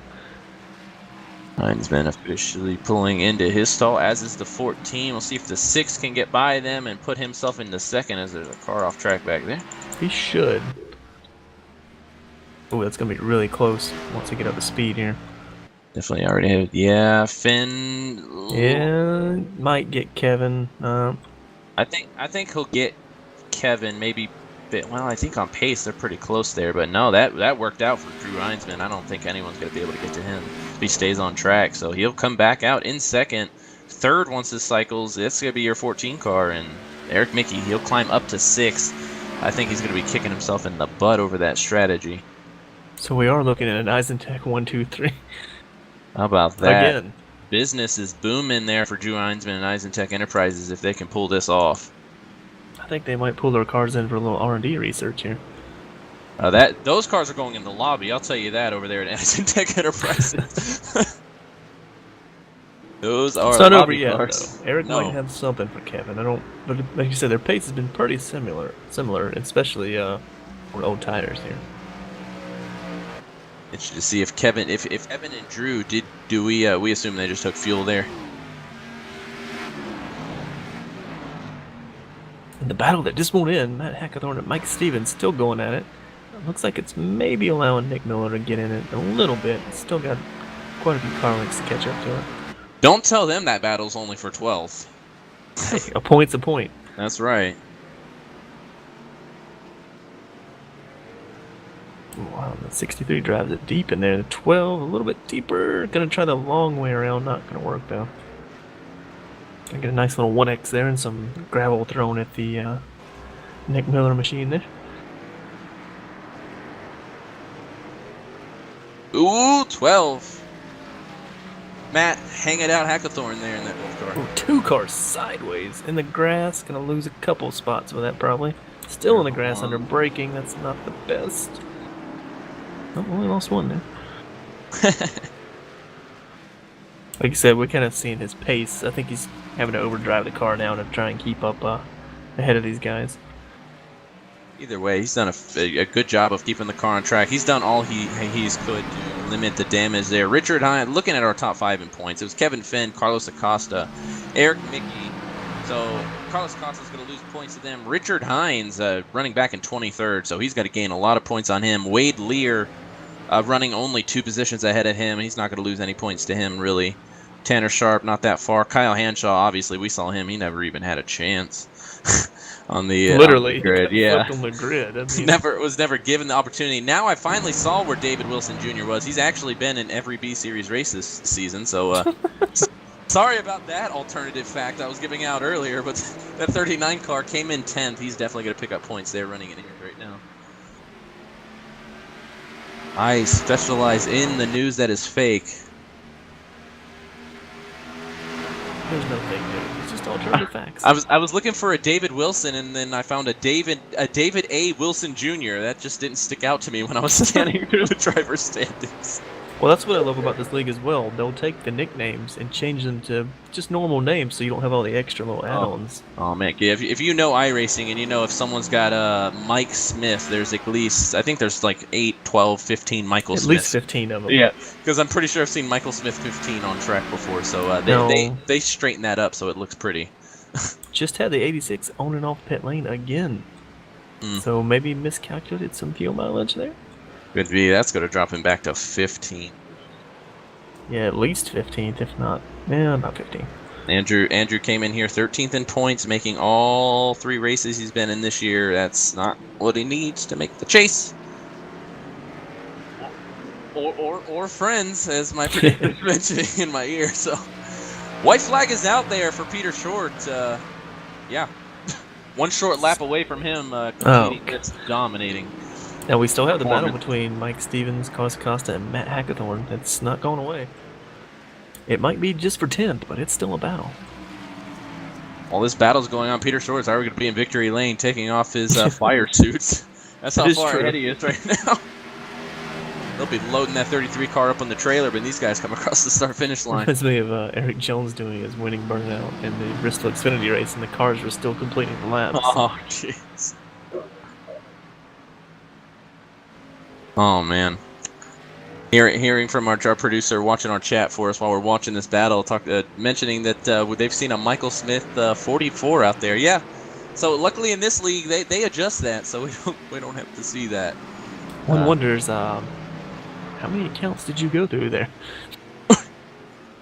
I know we've seen a Scott Ickes and a Scott Ickes 2 before, but that quickly got shot down by the lead counsel of Nim Cross here on iRacing.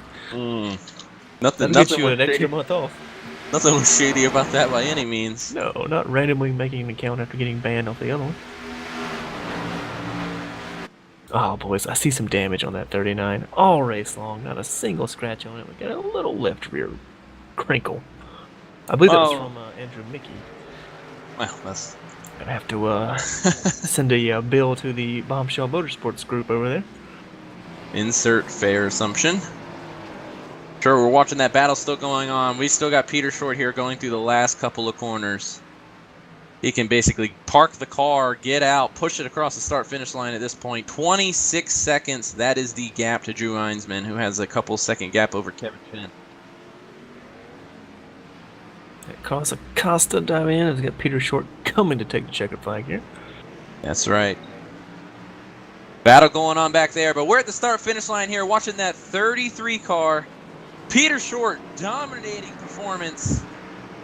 Our producer's not showing you that, but he deserves the at least the audio of that. Must be on the world feed. Peter. Got it done. He's going to have to hang on to it, though, for probably the most technical part of the track. Unfortunately. Drew Einsman, he's going to come home second as I'm watching the front stretch here. While y'all are watching that battle, Kevin Finn and Eric Mickey coming across pretty well spread out. Nathan Velez with the top five. Nathan Velez, that car was pretty well trashed. He'll bring it in fifth. Paul Ross, I have not said that name out of my mouth once tonight. Mike Stevens in the grass with a kink. Gonna bring it back on, though. Gonna let Hackathorn get closer into Canada corner. This is one hell of a battle here. Battling for that final top 10 spot. Lock up from the 2. Ooh. Wow, that was close. Oh, no! Wow. That is... Yeah. It's going to allow Nick Miller to probably pick up both of these positions here. Said, thank you, I'll take that. How about Carlos? He's did what he had to do to take home a top Stayed out of 10. trouble, yeah. Well, that man, he's going to say that's a win. Carlos Acosta, he'll end up being your 10th place finisher. David Weir just ahead of him. He came across in 9th. Yeah, that's a nice rebound for Wade also. That spun in the beginning, got that caution clock reset there, and came back to a P9. Wow. Yeah, that was interesting. How about that? Battles all through the field. I'll tell you where one battle wasn't. That was for the lead and for the win. Peter Short winning probably the shortest race of the year. 1 hour and 11 minutes there. When you're running the kind of pace he's running, these races go by pretty fast, I'll say. 26 of the 30 laps, and the only reason he didn't lead all 30 was because we were under caution there for a while. And if you were here when we went back green, he led that lap whenever that restart went back green on that next lap. So he did everything he could under green flag conditions to absolutely smack this field around. Dominating performance. Look at our results here. Peter Short, your dominating winner. Drew Einsman, team owner of that 33, second. Kevin Finn, another Eisentech Enterprises Ford Mustang in third. That's a 1-2-3 lockout. Looking at the burnouts here in the background. And the wall? Oh, okay. I'll say the track's not very wide there down the front stretch. No, that's not the spot to do a burnout. That is a very hard place to do it. But you know what? Peter hasn't done one thing wrong tonight, so I'm sure he'll figure this out. I was double checking to make sure I was correct on this. That is the third straight 1-2-3 for Eisentech Enterprises across 3 different series. That is absolutely insane. The 33 car is not going to make it back to Victory Lane because Peter Short's going to tear it to the ground or to the wall. That might fail inspection if you blow those rear tires, though. There you go. Look at that. You think You think Peter Short wins a lot? He has here recently. When you do burnouts like that. Either that or he's been practicing offline quite a lot.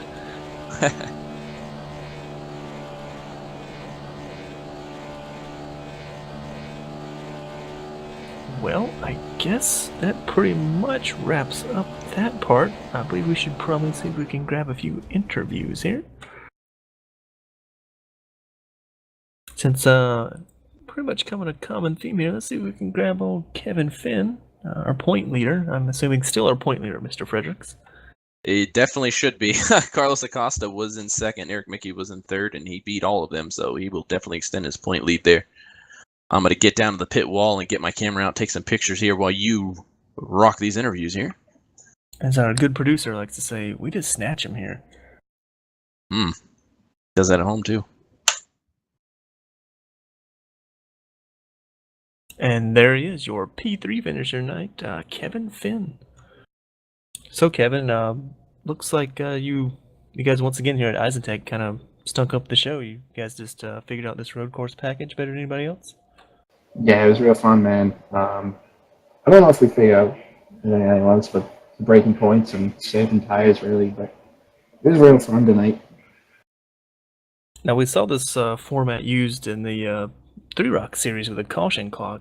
Did that come into play for you guys tonight of trying to manage the tires, or was it just kind of fill out the race, and you had the morning weather to kind of help you out with track grip, so just kind of using your strategy, or do you just kind of go all out tonight?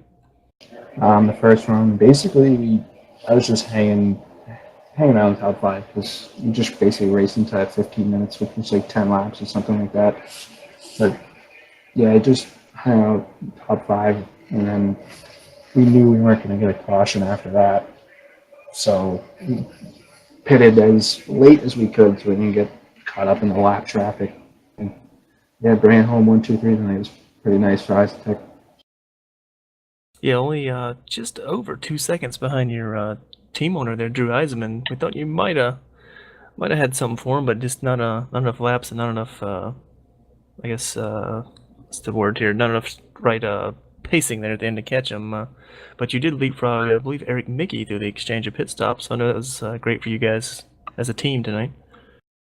Yeah, I basically saw Drew's back bumper from afar the whole entire race, and that last pit stop, I came out like a half a second in front of Eric Mickey, and I thought he had, I don't know if he pitted for tires or not, but I didn't think really tires was going to be a factor. It would only be like a lap and a half of good grip, and yeah, that's basically what happened. Well, nevertheless, a good run for you, Kevin. Before we let you go, got anybody you need to thank or plug tonight? Yeah, thanks Free Wide and Isentech and 1, 2, 3 tonight. Congrats on Peter getting the win, and Nathan Young Designs, and you guys for doing the broadcast. Alrighty, good to talk to you, Kevin. Becoming a habit with you guys in Isentech and yourself here in the B-Car series, Nathan Young Designs B-Car series. You're extending your point lead again tonight. Yeah, it should be good for points. I don't think I led a lot tonight, but get as many points as I could out of this great track. Alrighty, that was your P3 finisher, folks, Kevin Finn. Let's see who we're going to grab here next. I believe it's Drew Eisenman. Yep. Old team owner there. I'm sure he's more than thrilled. Well, let's ask him, Fredericks. Drew, are you more than thrilled with another 1, 2, 3 finish tonight? Yeah, I'm just tired of not being the one in the 1, 2, 3. But yeah, I mean, you got to be super happy with another 1, 2, 3. Man, I just wish I had something for Peter there. He was just in another league. I was pushing like crazy the last run, and there was no way I was keeping up with him. Yeah, we believe I said another zip code wasn't far enough. We told the chat that he was in another universe today, just a second and a half quicker than the field, lap by lap there. Yeah, I was joking with him. I'm like, dude, I should have never asked you to join my team because I'd have had a couple wins by now. So But yeah, I mean, he's awesome. You couldn't ask for a better teammate.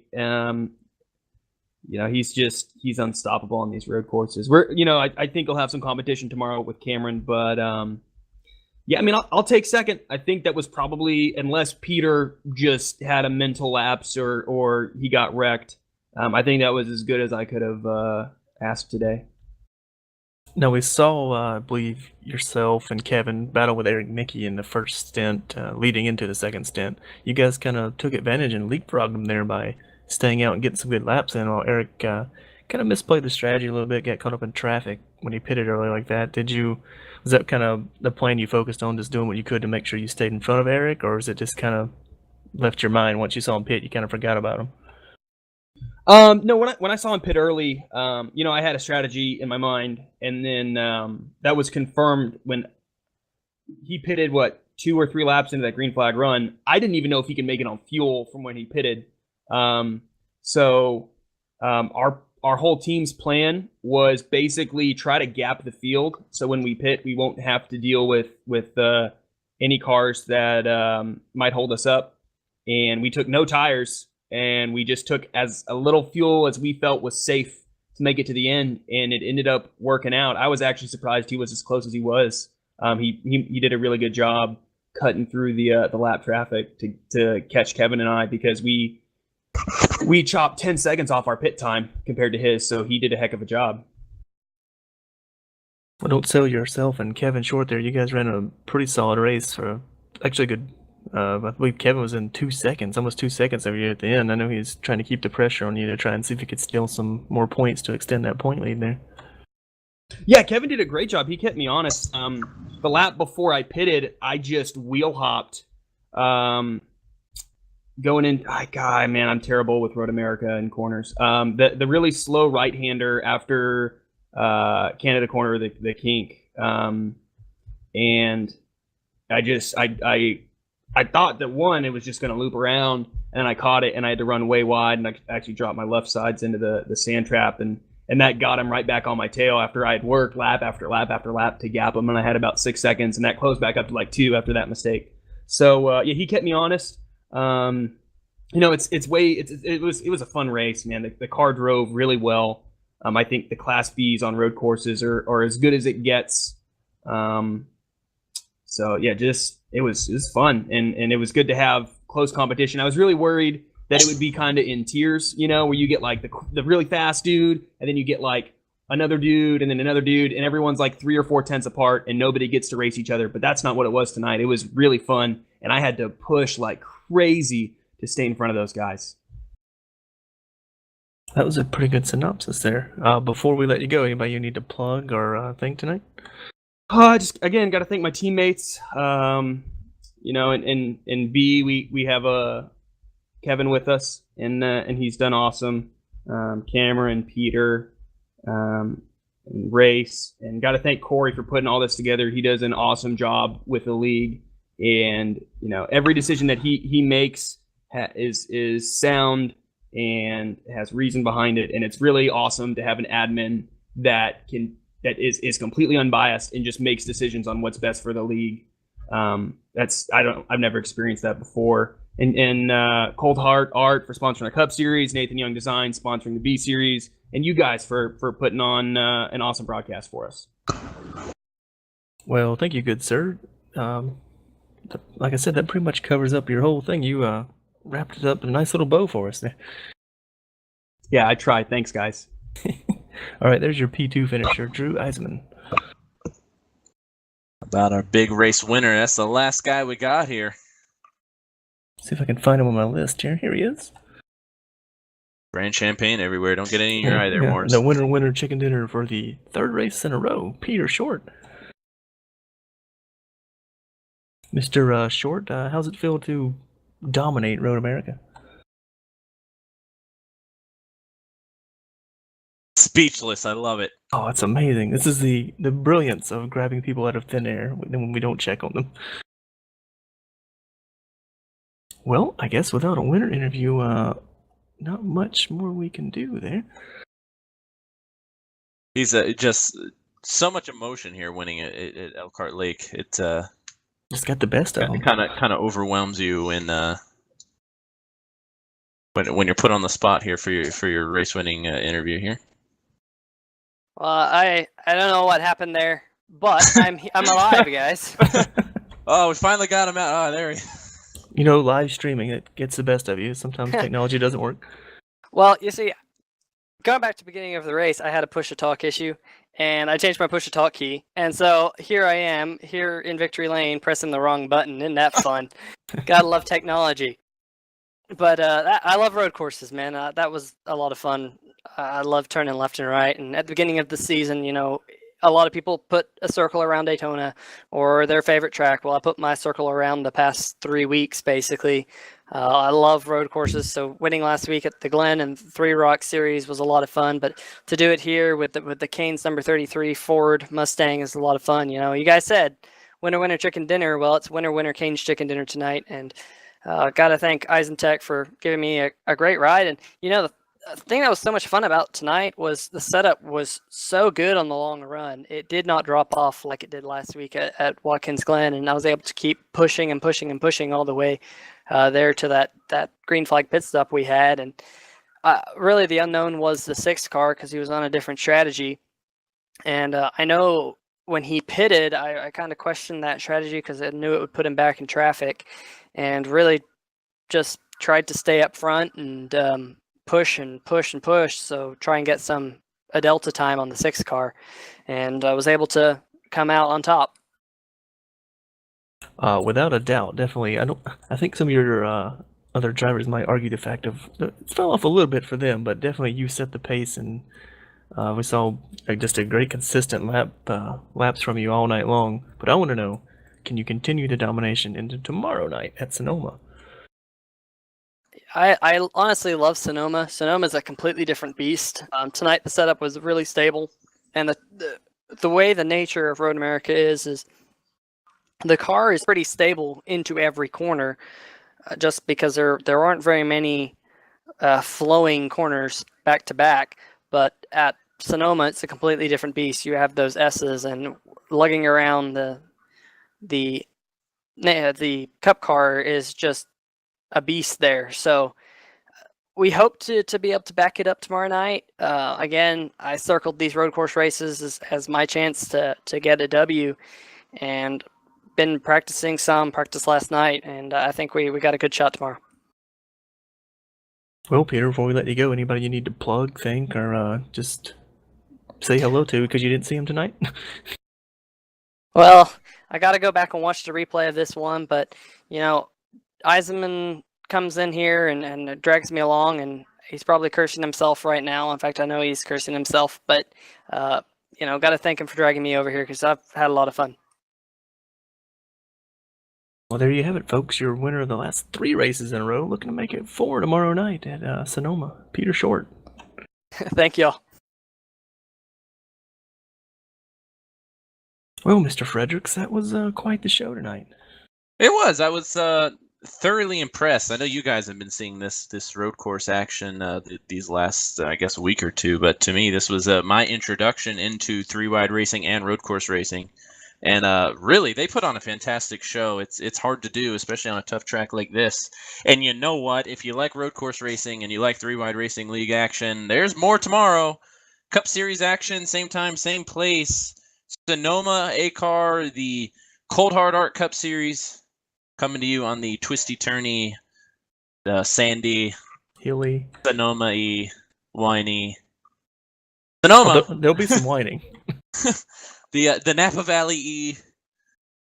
Anyways, a lot of action there. The B-Car Series will be back next Sunday night at Bristol. So if you're just here for the Nathan Young Designs B-Car Series, come back next Sunday, same time, same place, for Bristol action. So that'll be more than exciting, I guess you can say. But I believe that wraps us up here tonight, gentlemen. I believe you're correct. All right. Well, in that case, like we said, come back tomorrow night for more racing. I'm Thomas Fredericks. Thomas Morris was with me. Of course, Trey Landry was here, but the old powers that be decided he didn't need to have power, so we lost him. And Wendell James did all the camera action for you. Come back tomorrow night. We'll see you then. Bye.